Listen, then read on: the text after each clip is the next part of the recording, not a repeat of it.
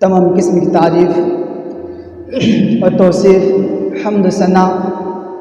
اس اللہ رب العالمین کے لیے، اس اللہ رب العالمین نے ہمیں اور آپ کو انسان بنا کر اس دھرتی کے اندر، اس دنیا کے اندر بھیجا۔ میرے بھائیوں، صرف ہمیں اور آپ کو اس دنیا کے اندر بھیجنے کے بعد یوں ہی بیکار درندوں کی طرح نہیں چھوڑ دیا، بلکہ اللہ رب العالمین نے ہمیں اور آپ کو صحیح راستے پہ لانے کے لیے، سیدھے راستے پہ لانے کے لیے اللہ رب العالمین نے کم و بیش 1,24,000 پیغمبران دین اس دنیا کے اندر بھیجا۔ محترم حضرات، انہی نبیوں اور رسولوں میں ہمارے آخری کڑی، آخری لیڈر، آخری نبی جناب محمد رسول اللہ صلی اللہ علیہ وسلم کو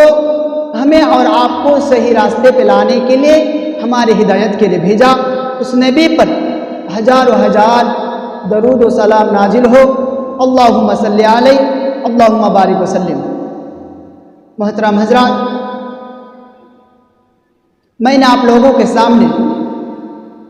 خطبہ کے دوران جو آیت کریمہ پڑھا ہوں،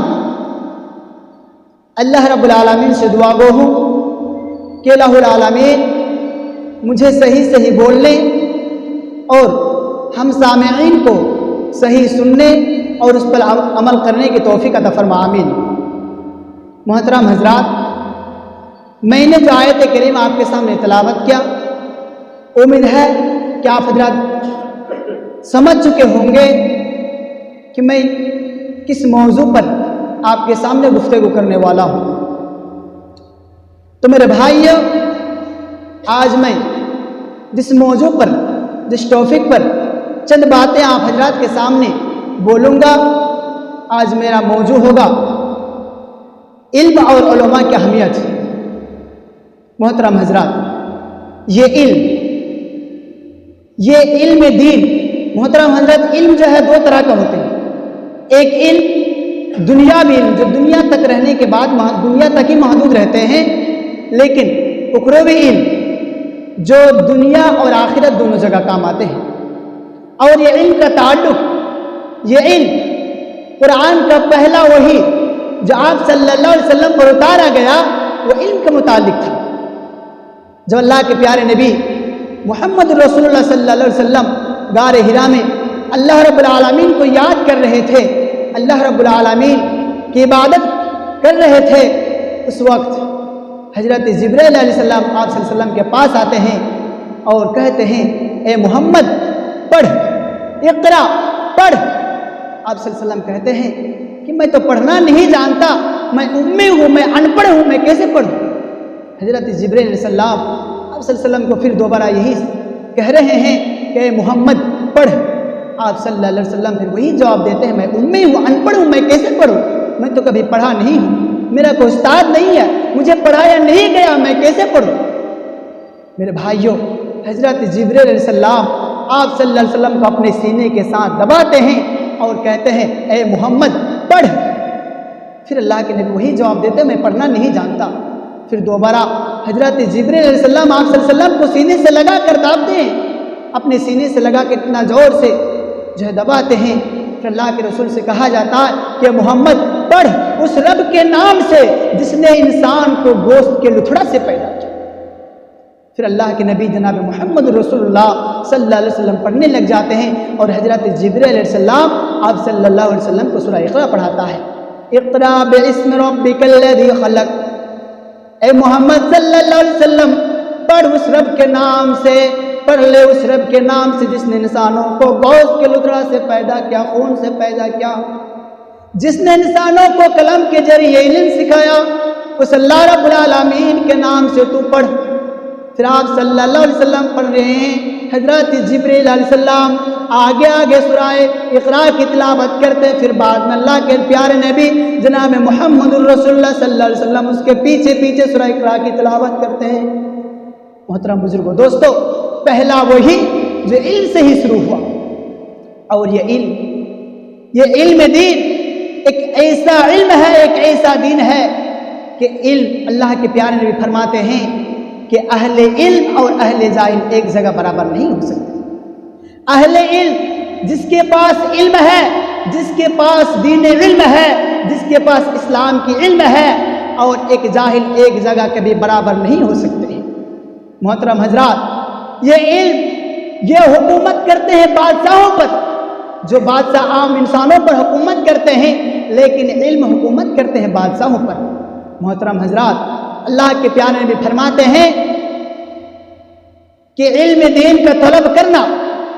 اللہ کے پیارے نبی کہتے ہیں طلب العلم فریضۃ علی کل مسلم، کہ علم دین کا طلب کرنا ہر مسلمان مرد اور عورت پر فرض ہے۔ ہر مسلمان پر علم دین کا طلب کرنا فرض ہے۔ محترم حضرات، چاہے وہ بوڑھا کیوں نہ ہو جائے، بزرگوں دوستو، اللہ کے پیارے نبی کے دور میں تو صرف بچے ہی علم کا طلب نہیں کیا کرتے تھے، بلکہ بوڑھے، جوان، ہر کوئی علم کا طلب کرتے تھے، علم سیکھا کرتے تھے اللہ کے نبی کے پاس۔ محترم حضرات، آج دیکھیے حال ایسا ہے کہ ہم خود تو علماء کے قریب نہیں جاتے علم طلب کرنے کے لیے، ہم تو خود کسی علماء کے پاس نہیں جاتے کہ ہاں صاحب مجھے کچھ سکھا دیجئے، اہل علم کے متعلق مجھے کچھ جانکاری دے دیجئے تاکہ میں جان جاؤں اسلام کیا ہے، قرآن کیا ہے، حدیث کیا ہے۔ یہ تو سوال نہیں کرتے۔ محترم حضرات، یاد کیجئے آج سے 1400 برس پہلے جب اللہ کے پیارے نبی جناب محمد الرسول اللہ صلی اللہ علیہ وسلم مکہ سے ہجرت کر کے مدینہ جا رہے تھے، جب مدینے والے نے سنا کہ آپ صلی اللہ علیہ وسلم مکہ چھوڑ کر مدینہ آ رہے ہیں، ہمیں علم دین سکھانے کے لیے، ہمیں قرآن کریم سکھانے کے لیے محمد الرسول اللہ صلی اللہ علیہ وسلم مکہ چھوڑ کر مدینہ آ رہے ہیں، ذرا دیکھیے، ذرا اٹھائیے حدیثوں کی کتاب، سیرتوں کی کتاب کا مطالعہ کیجئے کہ مدینے کے لوگ جب اپنے کانوں میں سنا کہ ہاں محمد الرسول اللہ صلی اللہ علیہ وسلم ہمیں قرآن کی تعلیم دینے کے لیے مکہ چھوڑ کر مدینہ آ رہے ہیں، وہاں کے لوگ، مدینے کے لوگ فجر کی نماز پڑھ لینے کے بعد مدینہ کے قریب ایک پہاڑ، تو پہاڑ کے اوپر چڑھ جاتے ہیں اور اللہ کے نبی کے انتظار کرتے ہیں کہ کب اللہ کے نبی آئیں گے اور ہمیں قرآن کی تعلیم دیں گے، قرآن سکھائیں گے اور ہم قرآن سیکھیں گے۔ محترم حضرات، اللہ کے نبی کے انتظار کیا کرتے تھے اس وقت کے لوگ، اس زمانے کے لوگ، کہ کب اللہ کے نبی آئیں گے، ہمیں قرآن سکھائیں گے، قرآن پڑھائیں گے اور ہم قرآن پڑھیں گے، قرآن سیکھیں گے۔ لیکن آج کے مسلمان وہ انتظار تو نہیں کرتے، لیکن علماء کرام بولتے ہیں، ہم خطبے کے دوران سنتے ہیں، موبائلوں میں سنتے ہیں، جلسوں میں سنتے ہیں، لیکن اس پر عمل نہیں کرتے۔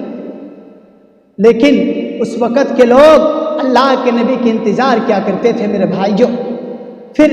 ایک دن نہیں، 2 دن نہیں، بلکہ کئی دن اللہ کے نبی کا انتظار کیا کہ اللہ کے نبی آ رہے ہیں، ہمیں قرآن کی تعلیم دے گا، ہم لوگ قرآن سیکھیں گے۔ محترم بزرگوں دوستوں، کچھ دن گزر گئے،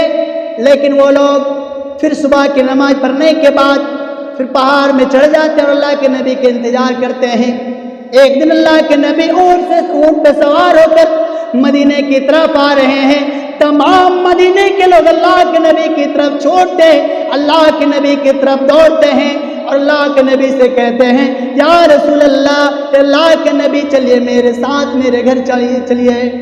چلیے آپ میرے گھر میں رہیے، چلیے مجھے پہلے قرآن کی تعلیم دیجئے۔